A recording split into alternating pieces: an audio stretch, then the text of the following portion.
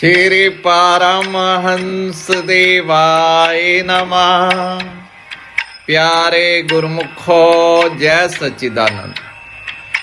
क्या किसी पशु को भी प्रभु से प्रीति हो सकती है कि वह प्रभु प्रेम के विरह में अपने प्राणों तक को न्योछावर कर दे? ऐसी ही एक सत्य घटना है अयोध्या स्थित कनक भवन की।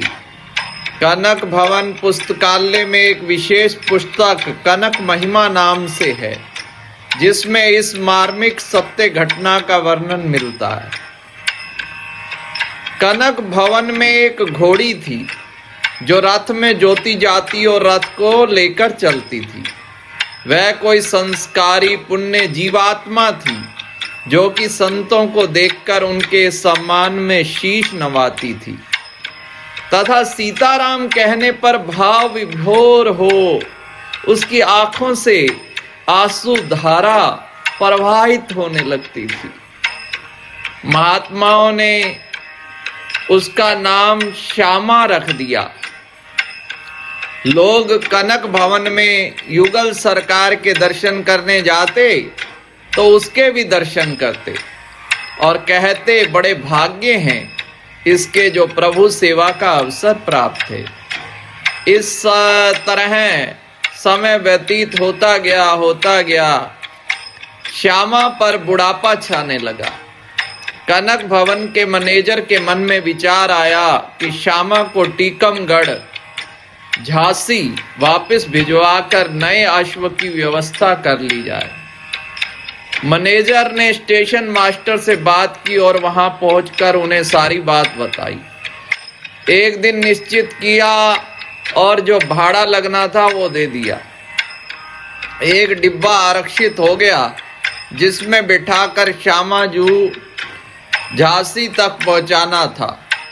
मैनेजर ने स्टेशन मास्टर को बताया कि झांसी पहुंचकर कुछ लोग श्यामा को लेने आ जाएंगे। मैनेजर कनक भवन वापस आए और उन्होंने सब लोगों को यह बात बताई।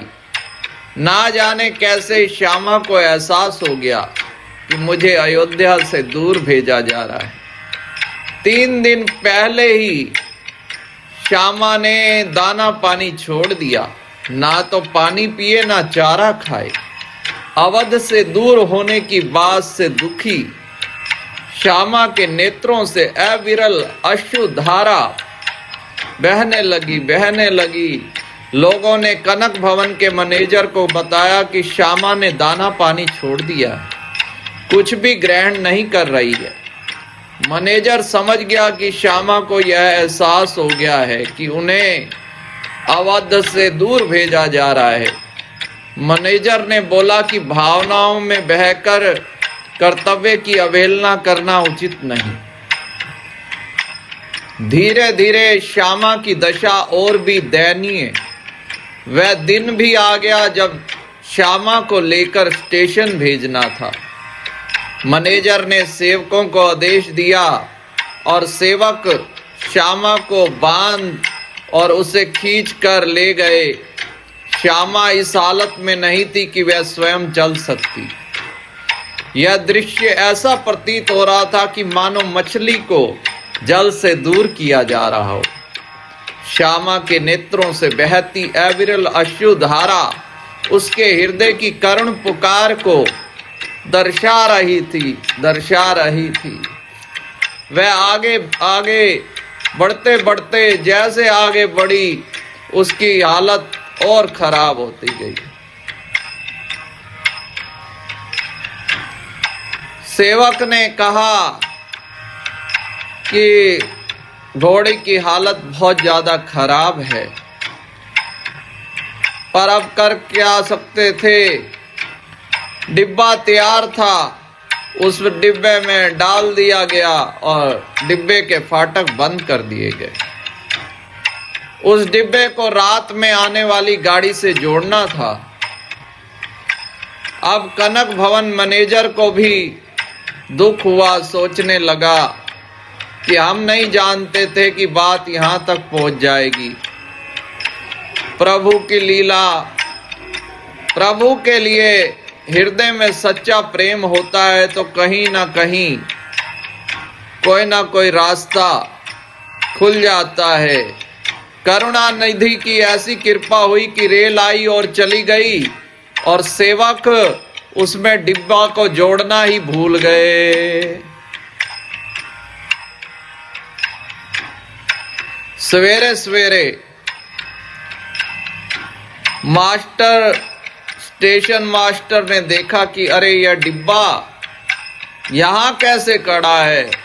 कर्मचारियों को बुलाकर डांटा, कहा कि दरवाजा खोलो। दरवाजा खुलवाया तो क्या देखा कि श्यामा तो मरी पड़ी है, अवध में ही शरीर छूटा। अब स्टेशन मास्टर ने मैनेजर को सूचना भिजवाई, कहा कि क्षमा करें, भूल तो हमसे ही हुई है, श्यामा यहाँ पर मृत पड़ी है, आप चाहें तो इसका शरीर यहाँ से ले जाएं। मैनेजर ने अपने साथ कई लोगों को इकट्ठा किया और श्यामा को लेने चल दिए। सोचा अच्छा ही हुआ कि अवध में ही शरीर छूटा, कम से कम अयोध्या में ही अंतिम संस्कार होगा। अंतिम संस्कार की तैयारी होने लगी। अब तक कनक भवन का जमादार भी आ चुका था, जिसका नाम था गुरुदीन। जाने गुरुदीन के मन में क्या सूझी, श्यामा के कान में मुंह लगाकर बोला, श्यामा जू उठ बैठिए, अब क्यों पड़ी उदास, राम कृपा से आपको मिला अवध का वास। जमादार के वचनों का ऐसा प्रभाव हुआ कि श्यामा ने अपने दोनों नेत्र खोल दिए और वह जीवित हो गई। श्यामा अपने आप को कनक भवन की गलियों में देखकर अति प्रसन्न हुई और कनक भवन की सीढ़ियों पर जाकर अपना सिर रखकर आंसू बहाने लगी। धन्य है प्रभु चरणों की प्रीति। आश्चर्य की बात है कि उसके बाद कई वर्षों तक जीवित रही और अंत में अवध में ही अपना शरीर त्यागा। धन्य हो श्यामा, जो पशु होकर भी तुमने प्रभु चरणों से अगाध प्रीति जोड़ी। श्री परमहंस शरणम गच्छामि।